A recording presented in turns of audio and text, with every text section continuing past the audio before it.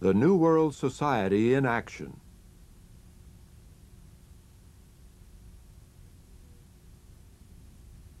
A film produced for you by the Watchtower Bible and Tract Society in Brooklyn, New York.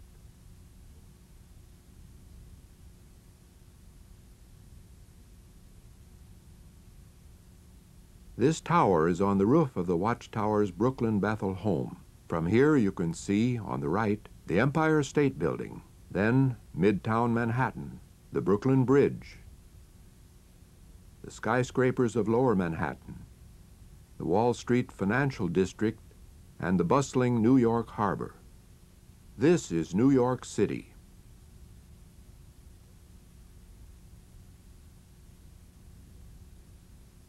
Just across the East River from all this bustle of commerce, at 124 Columbia Heights in Brooklyn, is the Bethel home, the headquarters of the Watchtower Bible and Tract Society, a center of New World action, the building from which the work of Jehovah's Witnesses is directed.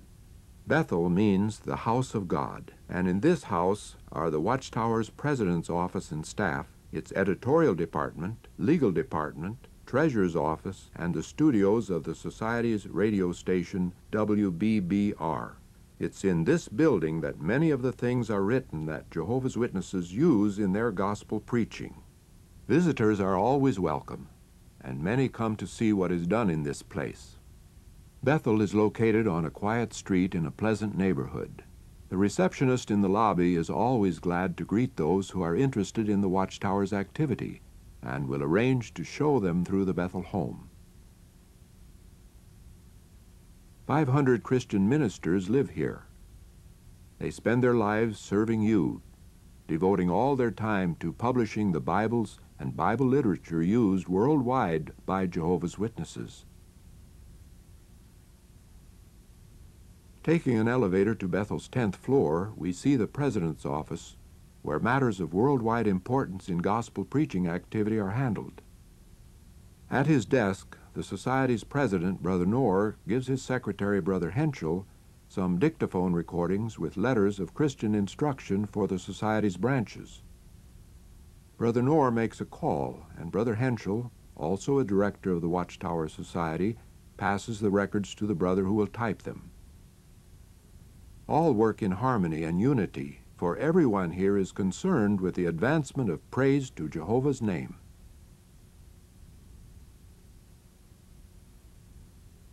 For the smooth operation of this efficient preaching organization, the Society's president must keep in constant contact with the various departments, as in this instance, where he contacts Brother Suter, the Society's secretary and treasurer, regarding the contract for the Yankee Stadium Assembly in 1953. Brother Suter is going to have some clause in it checked by the legal department. Brother Reamer, another Society director, is here countersigning the checks that pay for supplies. Even with very careful buying, the cost of the supplies needed for the millions of publications used by Jehovah's Witnesses every year is very great.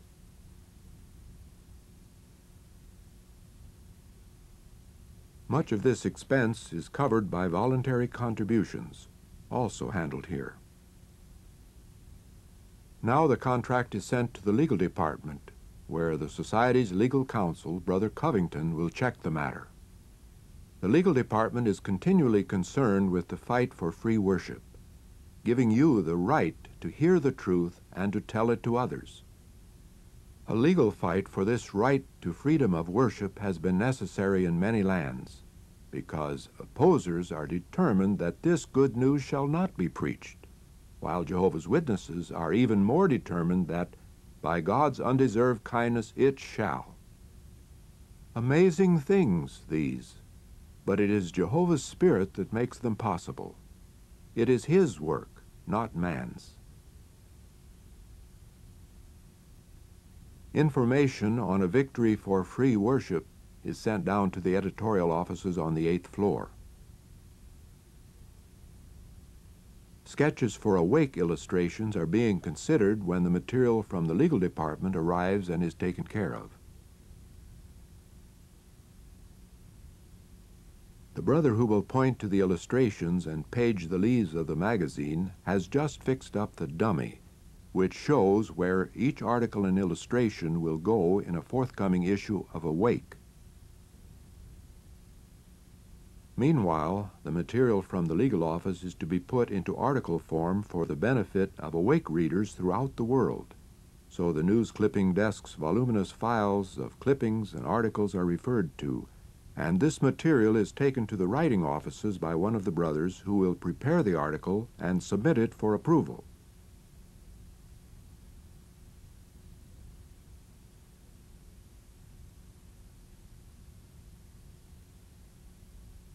The Society's 3,250 book library is used in connection with the editorial department.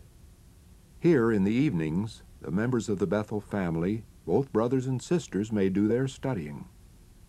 The reference works available here provide up-to-date information for lively, informative Bible lectures. This is merely an enlarged version of the ministry school library that you should have at your Kingdom Hall. Also in the evening, back in the editorial department, some Watchtower manuscripts have been measured for space, considered for illustrations, and are put into an envelope that we follow the next morning to the Society's factory at 117 Adams Street. Here we shall see how a watchtower is made. The manuscript envelope is delivered to the United States branch servant, Brother Larson, who is also a Society director. He is in charge of the factory's operation and must see that this material is printed and mailed out on time. Brother Larson gives the manuscript to the dispatch servant, who must see to it that each issue of the magazines and other publications move through the factory on schedule. The dispatch servant takes the manuscript to the proofreaders.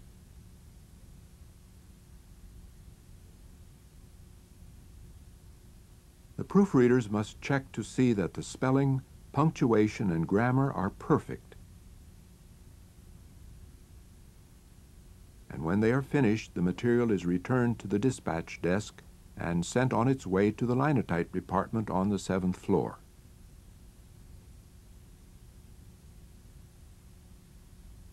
Here it is set up in type on one of these 13 typesetting machines.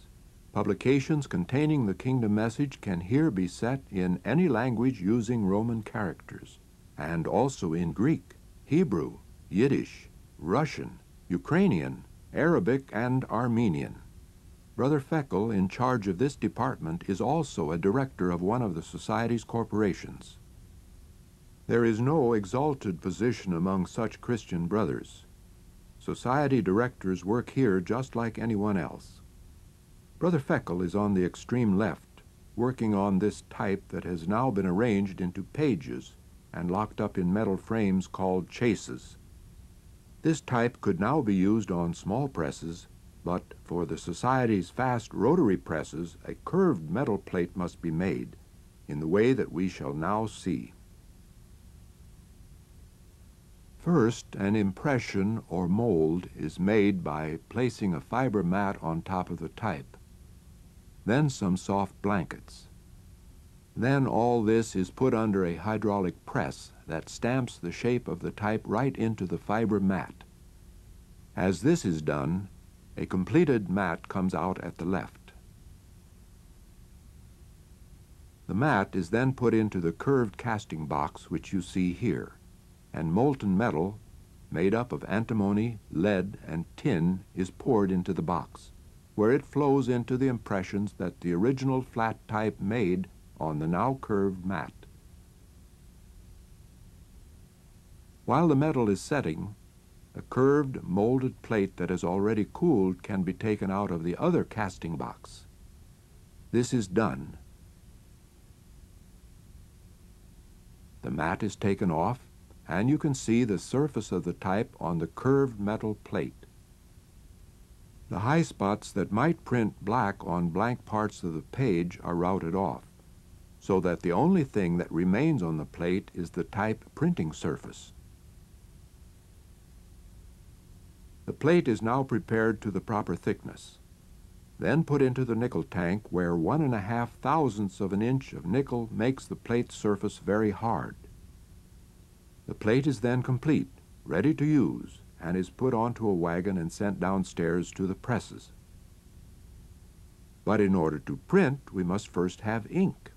And here you see Brother Swingle, another society director, who handles the department that makes ink, paste, glue, and press rollers. Another brother shows how the ingredients are mixed and ground on an ink mill until their texture is velvety smooth. About 50 tons of ink are made in a year, both black and colors, at a tremendous saving over its commercial cost. Good work is done by these brothers, for the words printed with this very ink may mean life to their readers.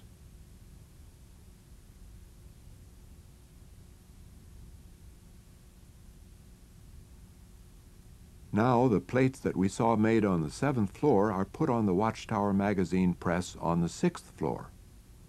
Soon the ink rolls will be moved into place to supply ink to the type, and with the starting of the press we shall have seen the different steps that must be taken with the Watchtower as it goes through the various departments, is set in type, and finally printed. Watchtower circulation has grown from 40,000 40 years ago to 1,825,000 today. This press works the year round on just the English language Watchtower, and one day's production of Watchtower magazines, if laid end to end, would stretch 40 miles.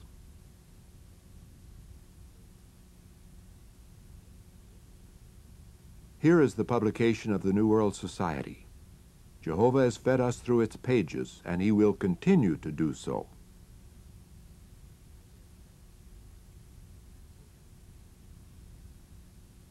The rough edges are trimmed off. Then these watchtowers will be addressed and mailed. But in order for them to be mailed, we must have subscriptions and orders for the distributors' copies, so we go back to the 9th floor office, where the mail is being distributed to the various desks. In the service department, mail is handed to Brother Sullivan, another society director, who has oversight over this department that handles correspondence with the circuit and district servants, and in general looks after the pioneers and congregations of Jehovah's Witnesses.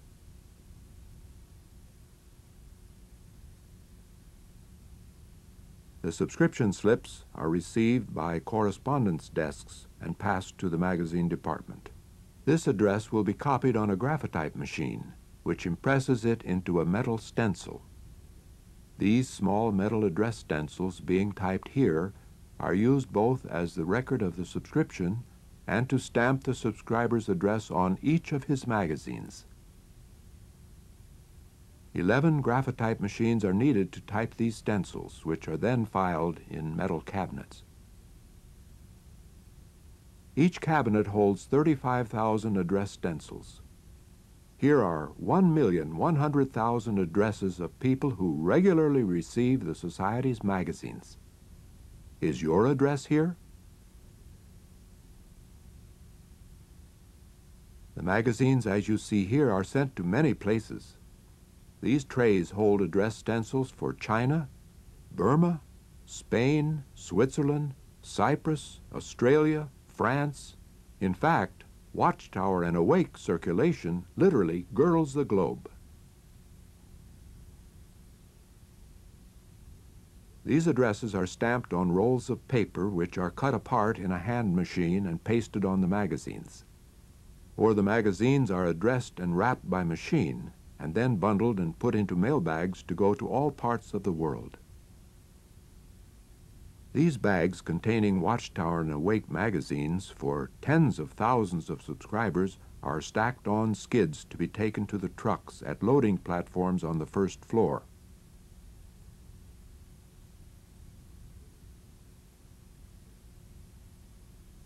Here, books are being readied for delivery to steamship or freight lines, and still riding on the skids or wooden platforms, the bags full of magazines are loaded onto one of the Society's 4 large trucks for delivery to the post office. For shipping such quantities of literature, the Society's factory is in an ideal location, being situated in the heart of one of the world's great transportation centers. The Society's trucks delivered their magazines to the post office and have now gone to a nearby railroad siding to get paper for the factory. A great amount of paper is necessary on which to print the books and magazines that tell of the glorious kingdom message. 4 freight carloads of paper, about 100 tons, are received each week, loaded on the Society's trucks and transported to the factory, where we shall see a part of this being unloaded. This roll of paper is 59 inches wide, weighs 1,500 pounds, is 5 miles long, and will last just 40 minutes on the press, during which time it will be turned into approximately 15,000 Awake magazines. The operators of all this equipment are Jehovah's Witnesses. They all learned this work after coming to Bethel. They are Christian ministers from many places who have become skilled as efficient linotype operators, truckers, pressmen, and binders, so the kingdom message can be printed at minimum cost. They consider this printing just as important as is the house-to-house ministry, in which they also regularly engage. They know that for every extra 60 seconds that this press stands idle, 450 copies of Awake will not be produced that could have been made that day. So almost quicker than it takes to tell it, they have the old roll off, the new on, and the press starts rolling again. From above, you can see how the 59-inch roll is printed, cut into strips, and these laid over each other so that the pages will fall at the right place when the magazine is folded. Awake now has a circulation of 1,250,000 copies in 13 languages. Issues in 2 languages, English and Spanish, are printed on this press, 2 on other presses in this factory, and the other languages are printed in other lands.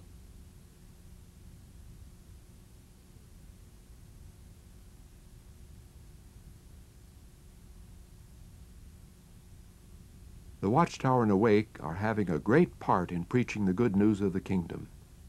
While Awake is published in 13 languages, the Watchtower is in 40. Included here are German, Portuguese, Ilocano, Slovak, Danish, and Twi. Through these magazines in all these languages, the spiritual meat in due season is being provided worldwide. The magazines in languages that have a smaller circulation of around 5,000 to 10,000 copies an issue are printed on slower flatbed presses in large flat sheets that are then folded into complete magazines.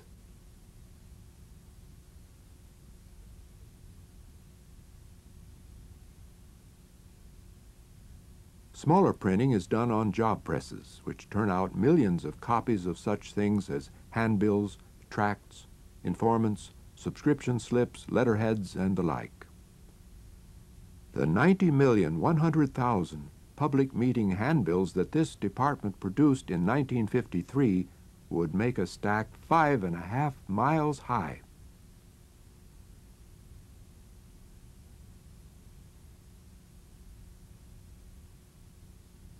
A great portion of the Society's press room, including the part you see here, is used for the printing of the books, booklets, and Bibles. These are printed in 32-page sections called signatures.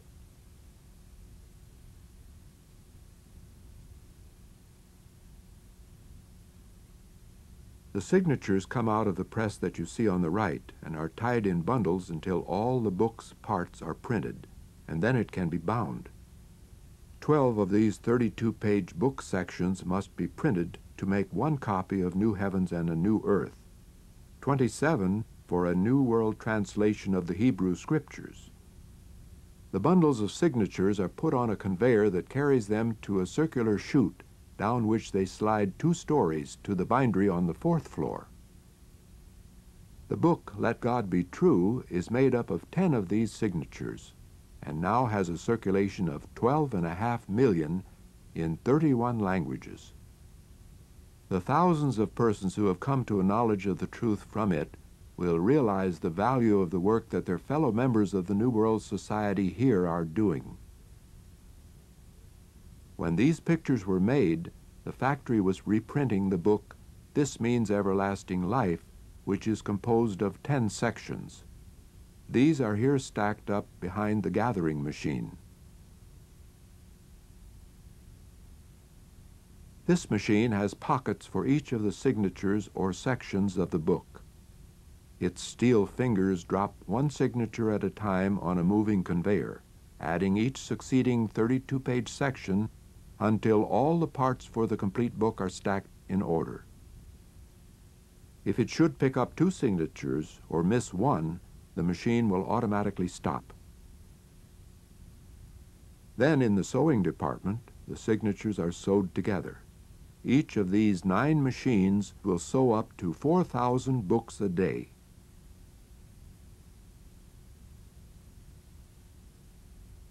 Unusual is the Watchtower Society's efficient method of printing 2 books on the same signature and not cutting them apart until after they are sewed, thus increasing the production to about 4 million books a year.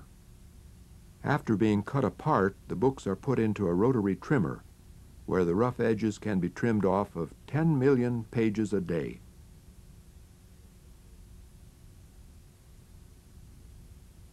Then the books come to the gluing machine, where the backs of 8 books at a time are passed over a cylinder that turns in glue. They next go to the rounder, where the backbone, which is the part of the book that faces you on a shelf, is rounded. This permits it to open easily and to lie flat when opened on a table. The book is then put into the backliner, where some cloth called crash is glued on to make a hinge strong enough to hold the cover. And finally, a heavy piece of paper is put on the back to keep the glue from soaking through in warm weather. Next, the covers are pasted on the book in this casing-in machine.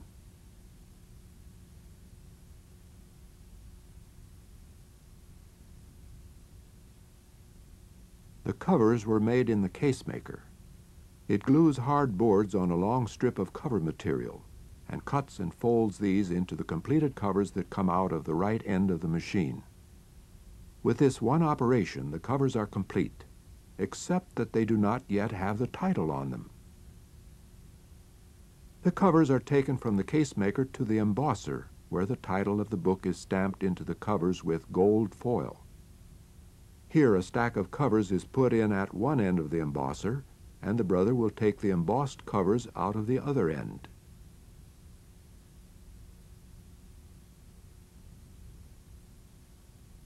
Back now to the casing-in machine, where these covers are being put on the books. From here, the books go to the standing presses, where they are stacked between boards to be held under pressure for 6 to 8 hours, until the paste that holds the cover on is thoroughly dried. The book is held under pressure for this length of time by iron rods put on both sides of the press. After the books are thoroughly dry, they're inspected, then packed directly into cartons. This Means Everlasting Life, here being packed, has already reached a circulation of 4 million in 16 languages, giving countless multitudes the opportunity to learn the course that does lead to life, and how they should live today.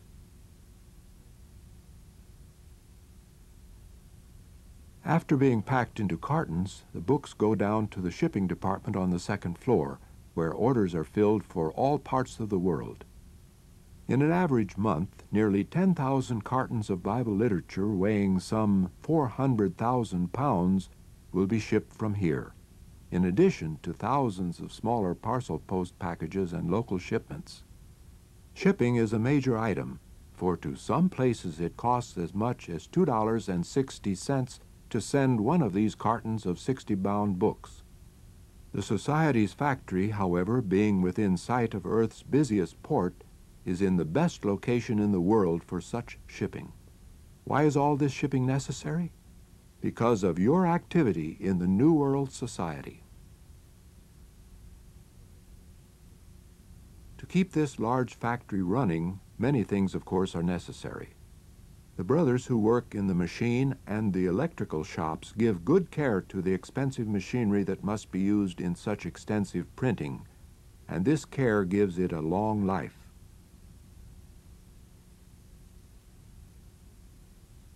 The plant's electricity is produced by this 525 horsepower diesel engine and generator.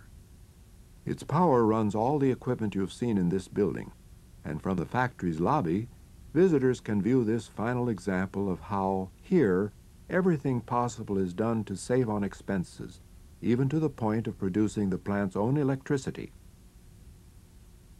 As these visitors transact their business with the society, we note that it is now supper time, and the brothers who have been working hard all day are leaving the factory, which is situated in a very prominent place in Brooklyn, and are walking the few blocks to the Bethel home. We are glad that we had the opportunity of visiting this place and of seeing how the publications that brought us the truth are produced, and how our brothers work diligently to provide this literature for us. As we walk toward Bethel, we find that these brothers often hurry, looking forward to their evening meal and to study or service that evening.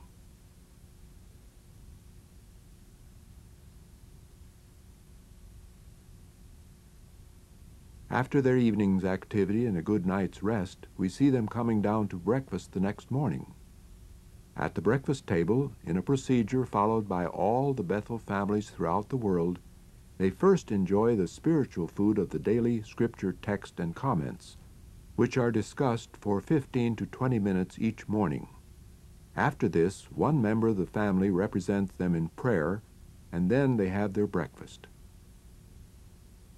Preparing some 1,500 meals a day for this family of 500 persons is a big job, and food is a major item. However, its cost is kept to a minimum by having much of it raised by brothers who work on the Society's several farms.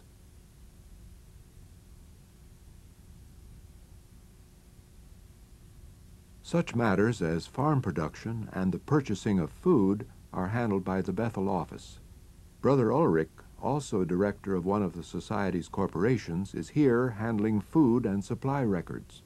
Additionally, these brothers see to such matters as the cleanliness and general operation of the Bethel home. Sisters who are members of this family also do good work, dusting the rooms, washing the sinks, cleaning the windows, and generally keeping this place neat and clean. For the convenience of this big family, there is a tailor shop that does cleaning and pressing work for a small charge, enabling the brothers to make a neat appearance as representatives of the theocratic organization. A sister does alterations of clothes. A brother takes care of the hairdressing and barbering. And other brothers do shoe repairs for the Bethel family, repairing about 75 pairs of shoes each week. Then there is the laundry, where the shirts and socks, the linen and bed sheets, the towels and pillowcases are kept clean and spotless. Bethel is run like a very large hotel would be, if such a place as a hotel could have the spirit and family unity of Christian love. Since so many clothes could not be hung up to dry, machines use centrifugal force to throw the water out as they whirl the clothes dry.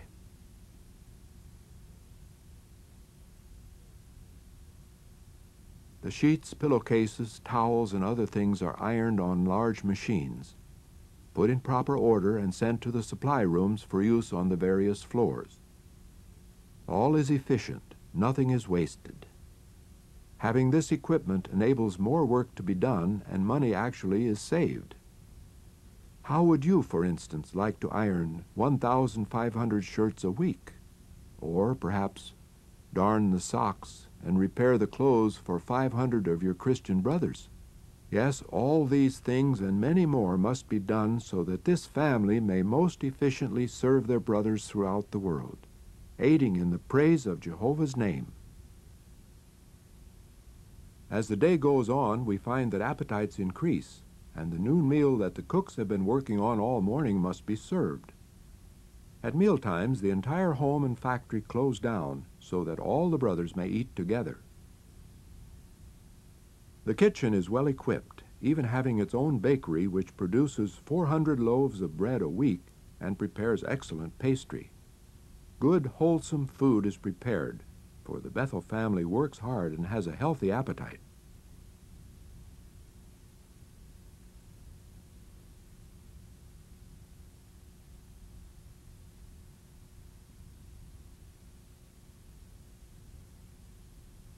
The cooks are preparing chicken for dinner. These were raised on the Society's farm. While they're doing this, others are cleaning and preparing the vegetables.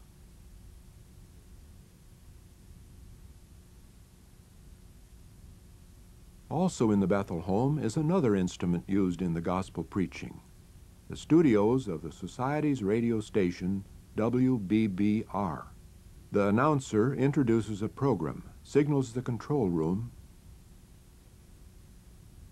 and this Bible study group is now on the air, studying, for the benefit of the radio audience, the book New Heavens and a New Earth. Similar studies are put on throughout the week. The broadcasting transmitter which we shall visit is about 25 miles away at the Society's property on Staten Island. Many persons have heard the kingdom message and have come to a knowledge of the truth as a result of this station's broadcasts and the work of the brothers who operate it.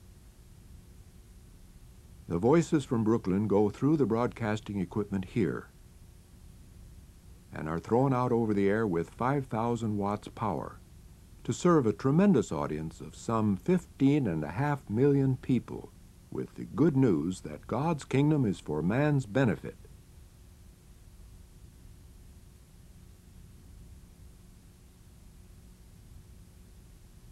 The executive department of the Watchtower Society has its study here at Staten Island, and here we find Brother Franz, the Society's vice president, looking up certain information and preparing scriptural articles for publication. The research is careful and thorough, the information reliable and authoritative. A special reference library is here used in connection with this message of the New World.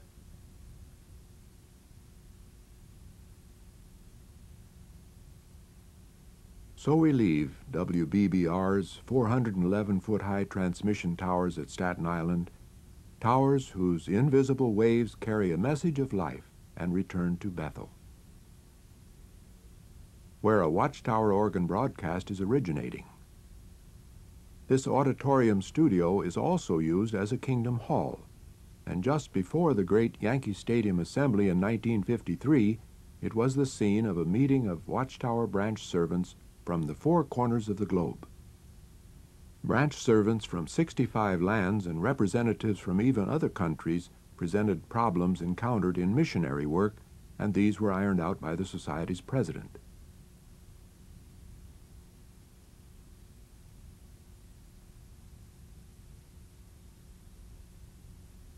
Many of these branch servants had graduated from the Watchtower Bible School of Gilead, where, as at Bethel, visitors are always welcome.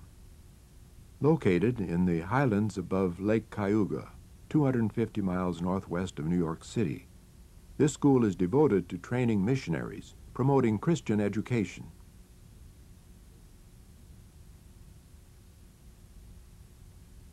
The day at Gilead, as at all of the Watchtower's homes, begins with the students and the farm family assembling in the dining room for consideration of the daily scripture text. Questions are offered regarding the text, and comments are given by members of this family who are called upon at random by the one at the head of the table. Thus, the minds of all are alerted, since all must be on their toes, prepared to answer. Others may then volunteer comments, and the matter is summed up by reading what the yearbook says about the text.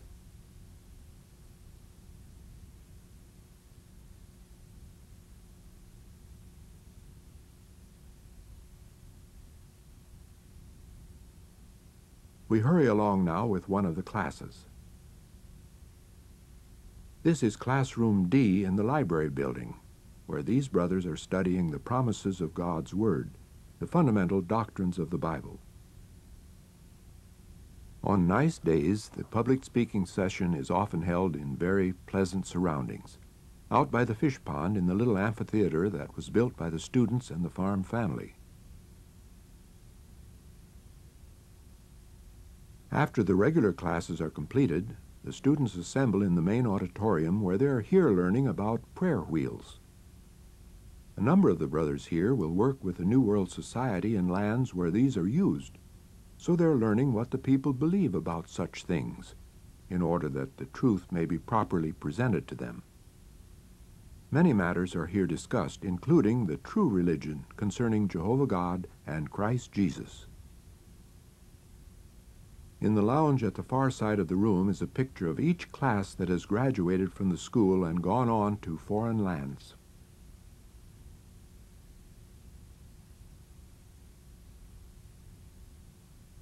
After their classes are over, the students are not yet through for the day. They help on various jobs at the school or around the farm, perhaps assisting with the milking of the excellent dairy herd that provides dairy products for the feeding of the brothers both here and in Brooklyn, or perhaps working in the gardens, or helping with the cheese making and storage, which cheese storage you see here.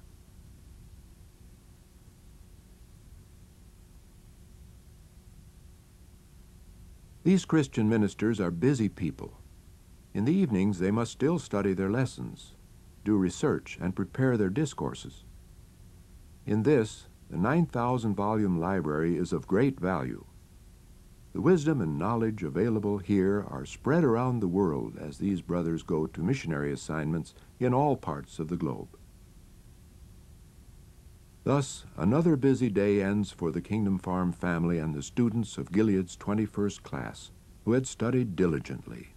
Shortly before their graduation at the great Yankee Stadium Assembly of Jehovah's Witnesses in 1953.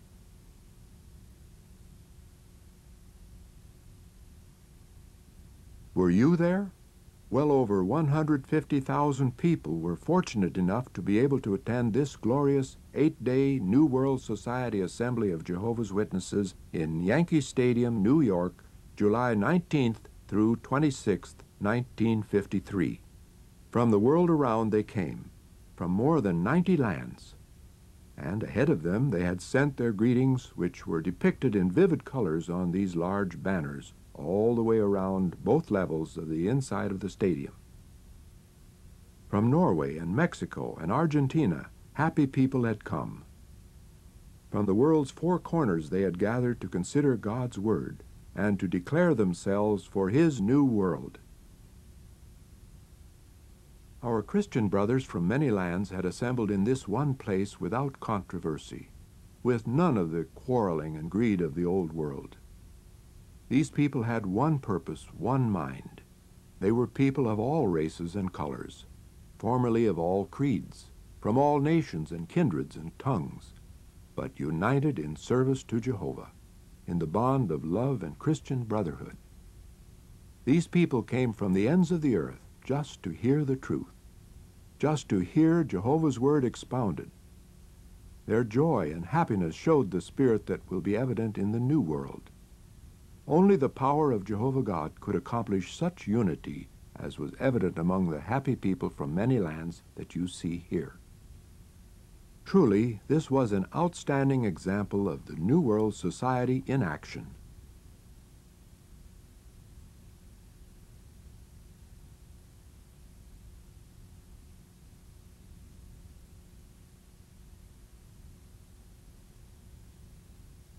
What did they see and do here? The program, outlined in this attractive booklet, showed that the first day would include the graduation of the 21st class of Gilead, the one that we just visited. The sky was clear, the sun was bright, anticipation was high. Attention was immediately grasped by the beauty of the platform, so excellently arranged on what was normally a baseball playing field. The 127 Gilead graduates and the 126,000 others in attendance were addressed by the school's instructors, and then by the Society's president, Brother Knorr.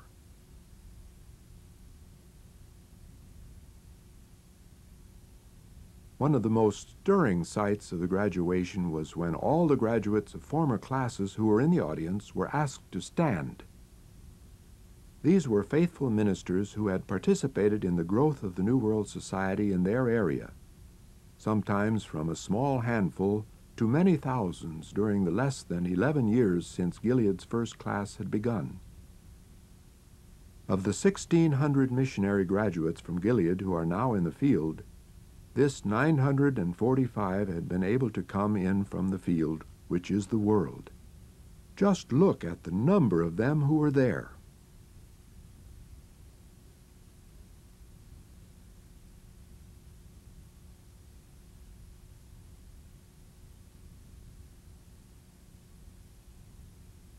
This fine example of faithfulness in their assignment was set before the graduating 21st class, here seated on the field at each end of the wide platform.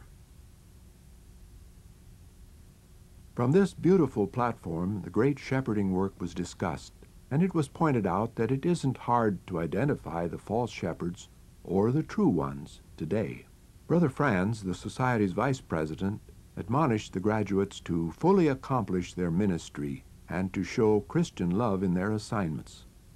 After receiving this good admonition, the students filed up to receive their assignments and their diplomas, and to learn where they would be sent in the world to continue their ministerial activity. Brother Schroeder, the registrar of Gilead, assisted Brother Knorr in issuing the diplomas to students from 28 lands, who would go to 44 countries, to Europe and Africa, Asia and Latin America, and Jehovah's rich blessing would be with them. Indeed, it was a joyful time, full of keen anticipation of marvelous blessings in the service of the Creator.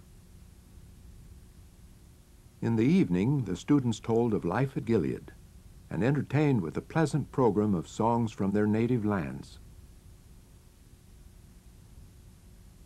The first day ended and the next came. The great resolution went on record before God and all men, with the declaration that Jehovah's Witnesses are one united New World Society and will abide firmly by its godly principles. The new witnessing aid, Make Sure of All Things, was released to a most enthusiastic audience, and Yankee Stadium was the scene of great rejoicing as Jehovah's Witnesses determined to use this new aid zealously in all their ministry. The audience's enthusiasm is manifest in these happy faces.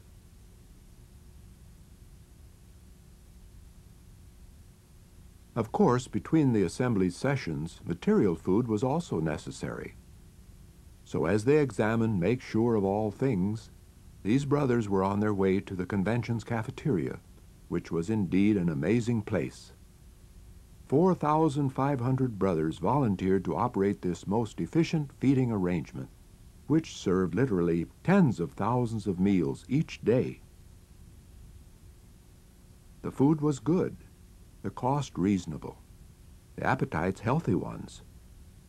From 38 such serving lines, the food was carried to the tables provided in the next tent.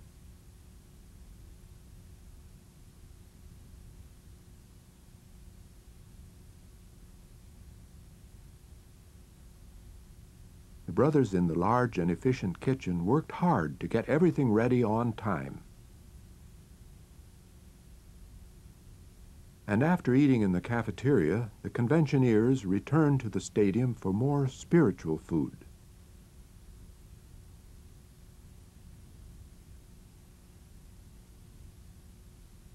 Tuesday morning, there were meetings of the Society's circuit, branch, and public relations servants. And in the afternoon, Brother Knorr released Preach the Word, a 32-page booklet containing the kingdom message in 30 languages, so that any Christian minister could witness in any major tongue.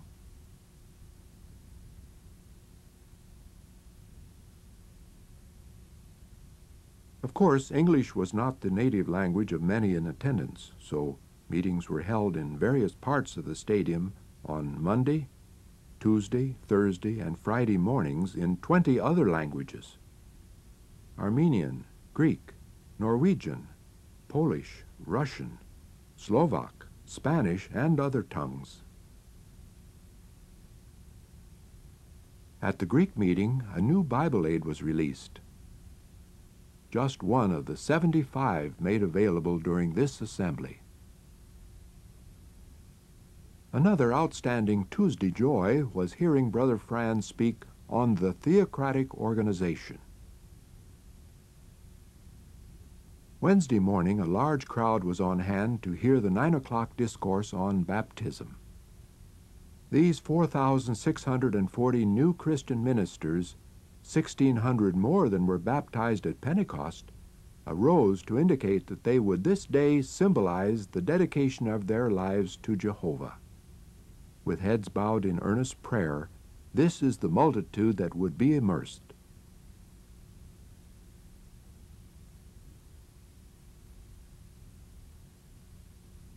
In an orderly manner, appropriate for members of the New World Society, the immersion candidates walked out to the sidewalk to board the special buses that operated a constant shuttle service to the immersion pool. Baptism is an important act for the Christian, and one must be completely dipped under the water, just as Jesus was immersed in the Jordan River. These people have studied God's Word, accepted the truth, and now want to prove their appreciation by obeying Jehovah's instructions and dedicating their lives to Him. Such a baptism indeed amazed the neighborhood. Of special interest to those watching was the non-nationalistic aspect of this spectacle. Persons of many national backgrounds were represented. Many of the amazed onlookers watched from their rooftops and fire escapes and noted the great difference in age of those baptized, thus seeing that true religion draws youths as well as older men.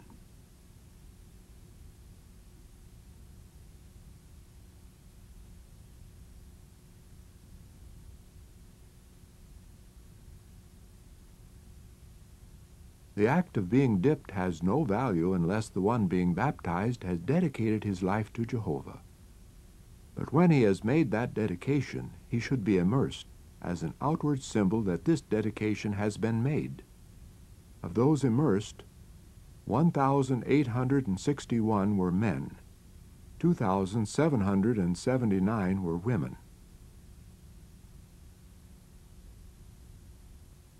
Another outstanding assembly provision was the New World Society Trailer City, 40 miles away near Dunellen, New Jersey. The convention is still on, but everything that happens at Yankee Stadium can also be heard out here. Clearly, but unobtrusively, the strains of fine music float through the air.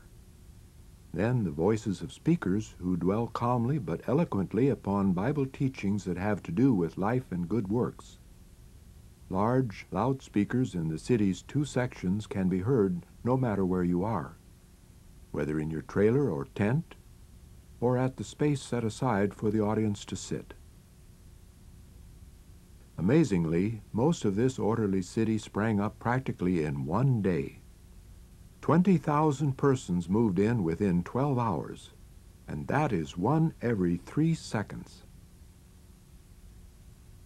A groceryman who supplied much of the city's food said, "I can sense the difference the minute I turn off the highway." And indeed you could.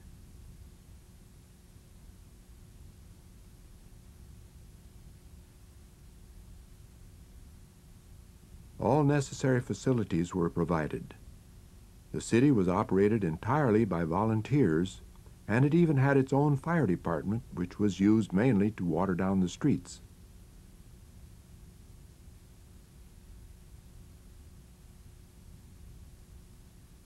Cafeteria boilers, shower buildings, and other facilities had been set up, the labor having been volunteered by Jehovah's Witnesses who live in the area. Yes, many things were needed. In this tent, even a well-staffed first aid department was at hand to take care of any difficulties or illnesses.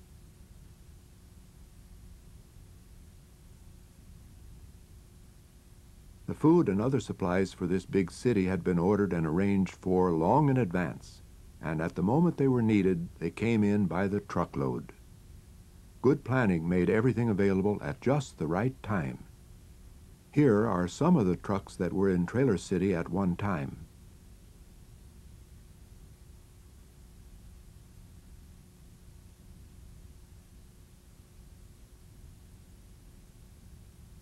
In the hot weather, perhaps handling the city's supply of ice had its advantages.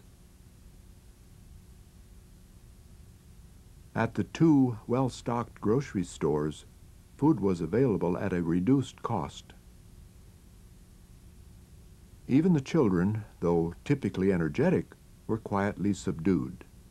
They were listening, talking, learning, quietly playing with one another, occasionally getting tired and going to sleep. The grocery man who commented on the city's orderliness said, "No loud noise, no rowdiness, no harshness. You come away realizing you just visited a big city without hearing one harsh sound in it. That is something," he said.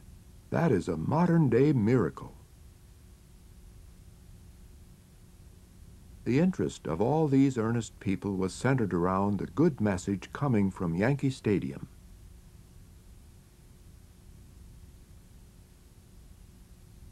Indeed, this Christian gathering produced some city.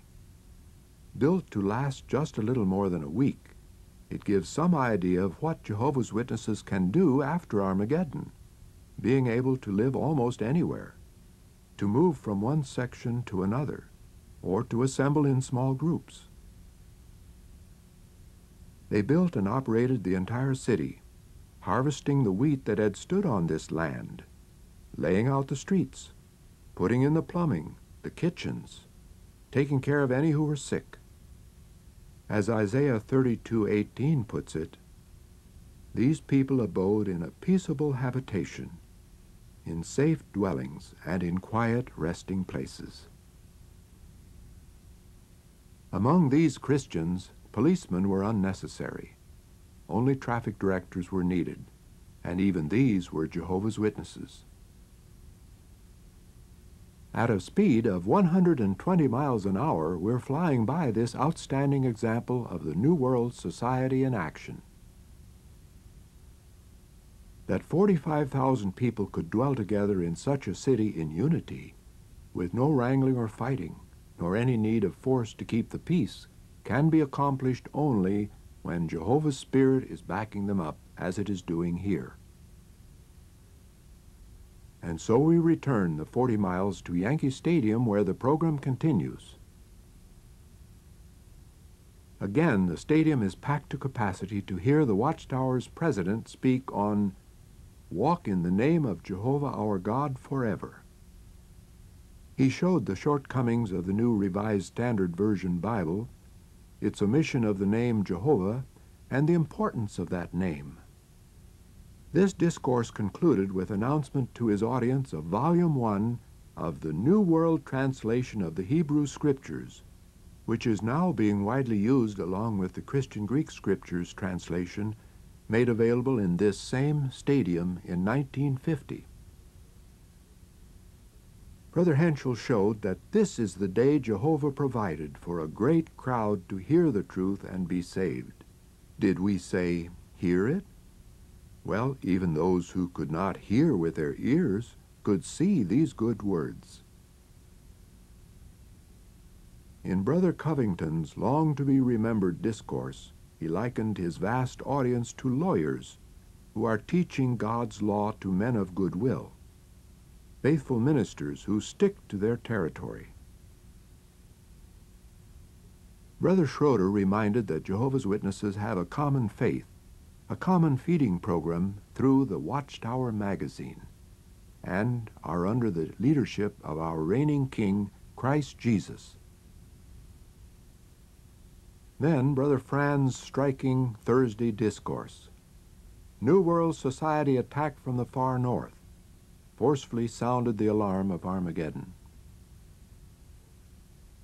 As the days passed on, many new publications were released. These were some of them. This was climaxed on Saturday with release of the thrilling new English book, New Heavens and a New Earth. A tremendous amount of advertising was done. 5,100,000 handbills were used. 205,000 of these lapel tags. There were 160 signs on the highways, and the big signs on Yankee Stadium. New York City was impressed, and Sunday, July 26th, New Yorkers came by the tens of thousands, for this was the climactic day. Inside, anticipation was growing high. Under the warm sun, every seat was taken. No more could be allowed in the stands, but there were still thousands more who would not be disappointed. The gates were opened, and with the women removing their high-heeled shoes so they would not ruin the turf, 7,500 more persons flooded in an orderly manner, to sit on the playing field and hear the warning of Armageddon and the hope of the new world. That so many were anxious to hear of God's way brought a great stir throughout the audience. Then a mighty roar of enthusiasm. It was indeed a happy time of prosperity for Zion, a sight never to be forgotten. This was a result of kingdom preaching.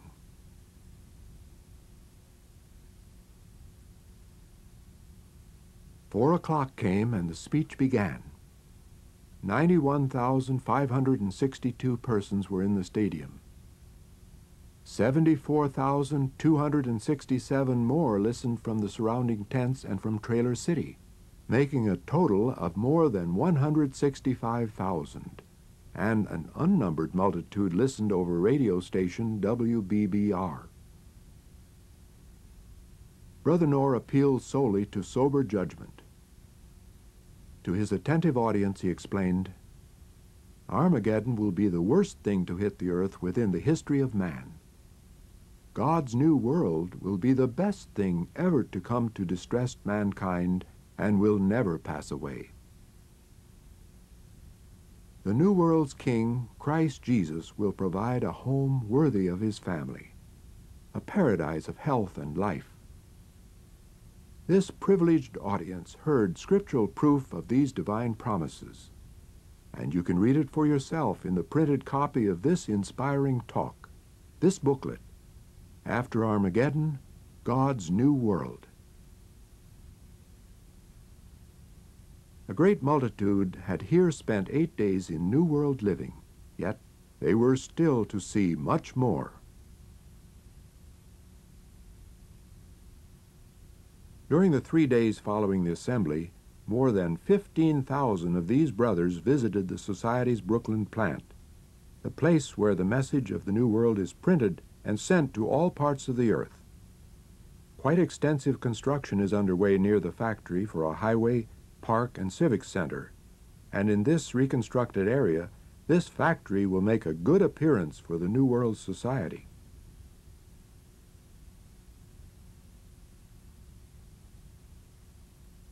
The visitors then walked a few blocks to the Bethel home, this 10-story red brick building with a large watchtower atop it, and its back to the lower Manhattan skyline and the East River.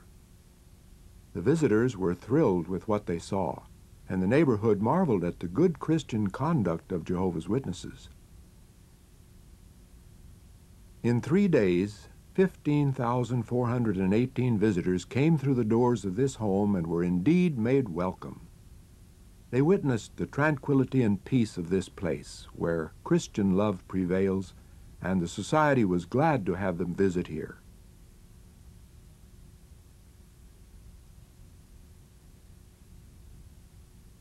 This is the lounge on the first floor. The stairway leads up to WBBR's observation room. Visitors are generally ushered to this lounge to see someone at Bethel. Monday nights, the lounge is converted into one of Bethel's 7 Theocratic Ministry School classrooms. In the Society's library, members of the Bethel family can do their studying and prepare their talks. Here are Bible concordances, dictionaries, commentaries, various translations, and other books on many subjects.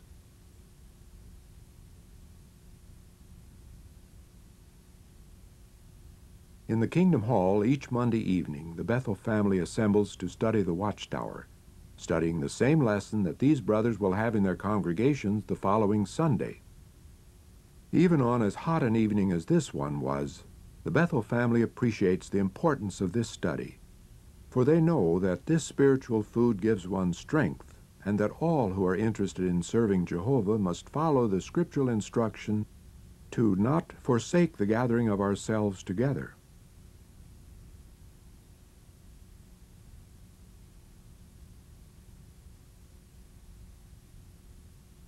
The visitors also saw WBBR's studios, where Brother Macmillan is reading material from the Watchtower.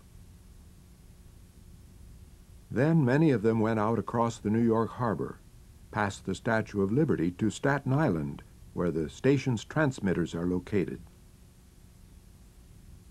Radio station WBBR speaks out boldly with well-rounded out, pleasingly informal programs. In New York, where many exclusive apartment house dwellers are beyond the reach of a door-to-door Kingdom publisher, this station's 5,000-watt voice of praise to Jehovah tells its listeners that the troubles of today are signs of the Kingdom's establishment. The brothers who work in the vegetable gardens on the station's grounds produce food that helps to feed the Bethel family, cutting down on costs, so that the Bible literature can be presented to the people at very low contributions. The Watchtower Society is in no way commercial. It is philanthropic and educational, and all its parts work together so that this gospel of the kingdom can be preached throughout the world for a witness. Thus, even these vegetables will aid in that proclamation.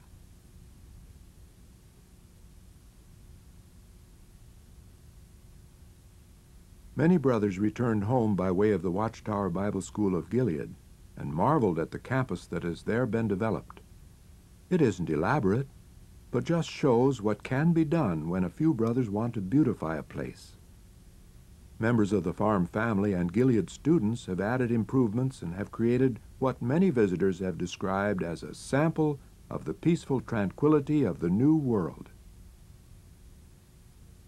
What a joy that new world will be, with all who are living praising Jehovah, with the spirit of peace and Christian brotherhood extending to all men wherever they live, with Eden's blessings restored to earth. Then, as the psalmist long ago promised, the earth will indeed yield its full increase.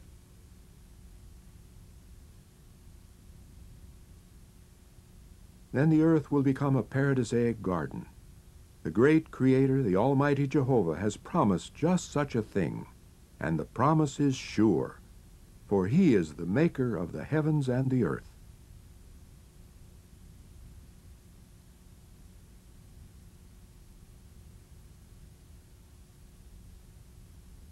Eventually, the whole world will be such a garden. But first, a great witness work must be completed. So by all the means of transportation they had used to come to this New World Society assembly, by seaway, railway, airway, and highway, Jehovah's Witnesses returned to their home territories, to there awaken many more men of goodwill to the old world's end and the blessings of the new.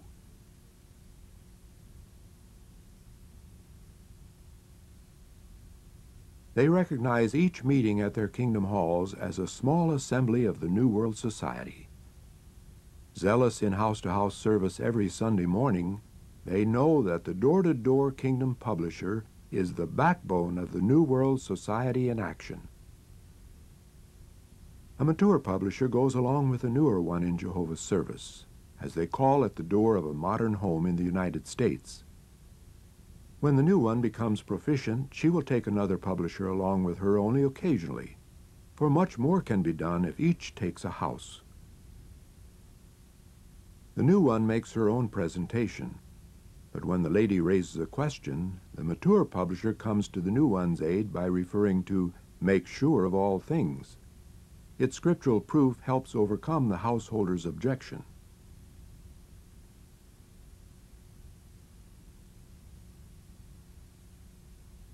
Another group of New World Society representatives finds a man working in his yard and encounters a certain difficulty. Oh, he can't understand English. Well, that's all right. We have the kingdom message in his language too. He can read it right here in the new booklet, Preach the Word. It will present the hope for life. You see, this work isn't just of one nation, or one nationality, or one people. You can cross seas going to many lands, and there find Jehovah's Witnesses doing the same work, having the same zeal, conducting the same type of assemblies. This, for example, is Wembley Stadium in London, where this August 1951 assembly proved a dynamic stimulus to the practice of pure worship. 36,000 persons here heard the lecture, "Will Religion Meet the World Crisis?" These are some of the happy people who attended this 5-day Christian gathering. This is Frankfurt, Germany, and these are people that Hitler was going to destroy. Yet at this assembly in 1951, 47,000 were in attendance, and 2,373 were baptized. Their faith shows none of the apathy of so many of today's churchgoers. Apathy doesn't carry you through years of Nazi concentration camps, or make you stand firm in communist lands, or allow you to risk jail, as many from Germany's eastern zone did to attend this assembly.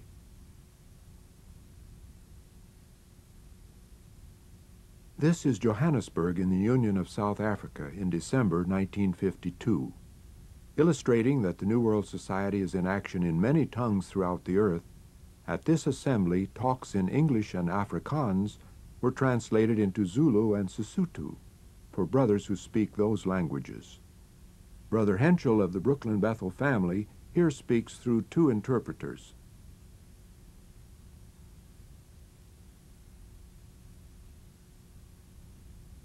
Despite rain, shelter was found in the stands, and even when these brothers had to stand outside for as long as an hour waiting for food, never was a word of complaint heard from them.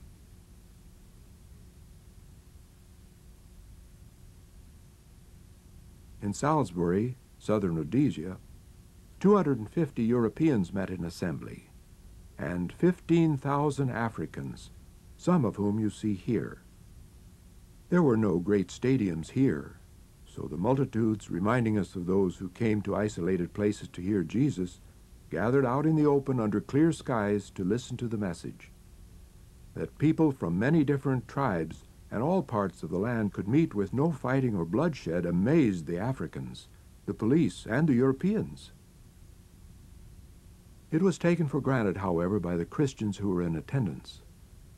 These witnesses of Jehovah, your Christian brothers, know what they believe, can prove it from the Scriptures, are zealous in their activity, and considered it well worth the effort to come and hear the good message.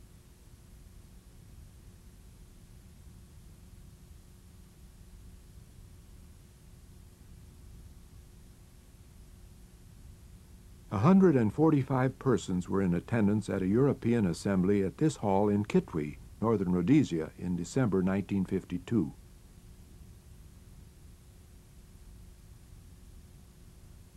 And at the African assembly at Kitwe, an amazing 20,000 were in attendance. Here again, in the heart of Africa, there was no stadium, but that didn't stand in the way of these energetic witnesses for Jehovah. They cut enough material from nearby forests to make benches for more than 18,000 people, a quarter of the seating capacity of New York's famed Yankee Stadium. Yet this was not in one of the world's great cities, but in a clearing in Central Africa. How could so many people be accommodated?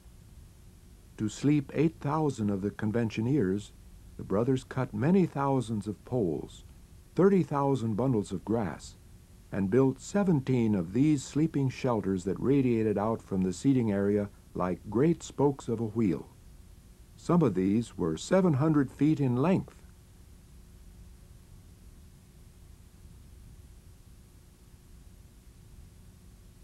Put yourself in their place. Some of these people rode bicycles for 2 weeks, traveling more than 500 miles each way.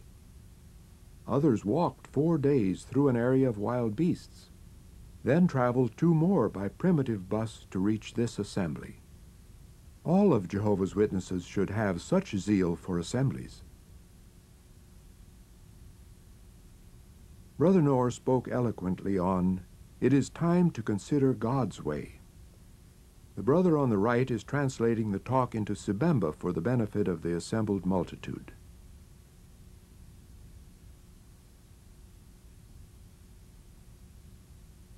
Another never-to-be-forgotten part of this assembly was the singing of powerful hymns of praise to Jehovah. A choir of 1,010 led 18,000 voices. These hymns, composed in the native languages by African brothers and sung with genuine zeal for Jehovah, left visitors with tingling spines and with tears of joy in their eyes.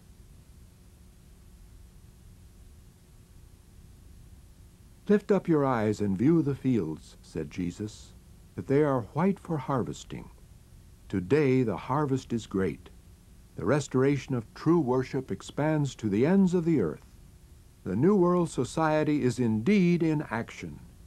You can participate and have the zeal of all these people you have seen by associating with Jehovah's Witnesses and the Watchtower Society, through whom Jehovah has provided you with this New World message. So, since it means your very life, take as your everlasting determination the psalmist's vow, 'Every day will I bless you, and I will praise your name forever and ever.'"